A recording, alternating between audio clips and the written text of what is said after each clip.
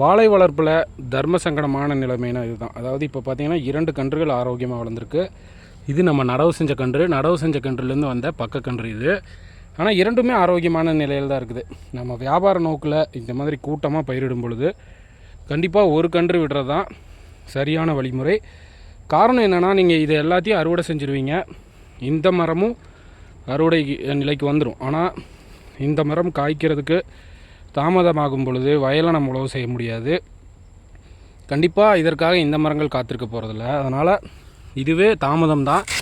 கண்டிப்பாக களைஞ்சி விட்டுறது தான் இந்த மரம் ஊக்கமாக காய்க்கிறதுக்கு நல்லது.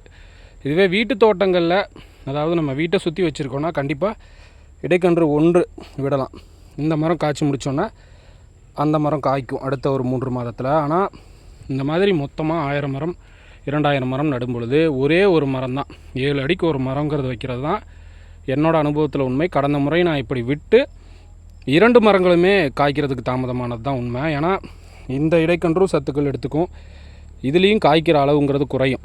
அதனால் கண்டிப்பாக 7 அடிக்கு ஒரு கன்று, இடைக்கன்று எத்தனை இருந்தாலும் அறுத்து விட்டுறது நல்லது. அதுவே வீட்டு தோட்டங்கள்னால் ஒரு மரத்தை சுற்றி 2 இடைக்கன்றுகள் கூட விடலாம்.